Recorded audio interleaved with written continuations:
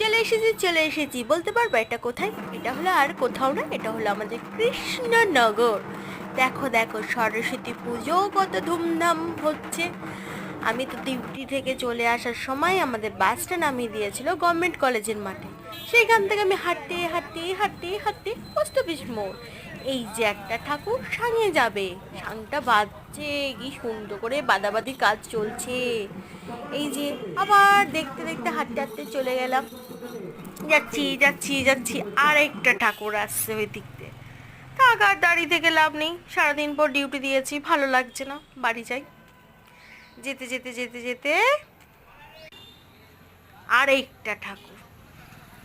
উফ, ঠাকুর তো নয়, মনে হচ্ছে সেই, কি বলবো, ভাষা নেই।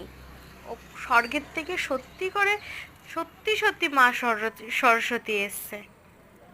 দেখো কত সুন্দর, কৃষ্ণনগরের শিল্পীদের হাতের কাজ খুবই সুন্দর। আরে মা সরস্বতী তো নয়, মনে হচ্ছে জগদ্ধাত্রী। খুব সুন্দর খুব সুন্দর, কিন্তু সব ভালো।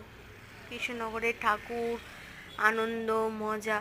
কিন্তু প্রশাসনিককে একটা কথা বলি, নো এন্ট্রি করে দিচ্ছে, ভালো কথা, কিন্তু একটা এমার্জেন্সির জন্য কিছু রাখা দরকার।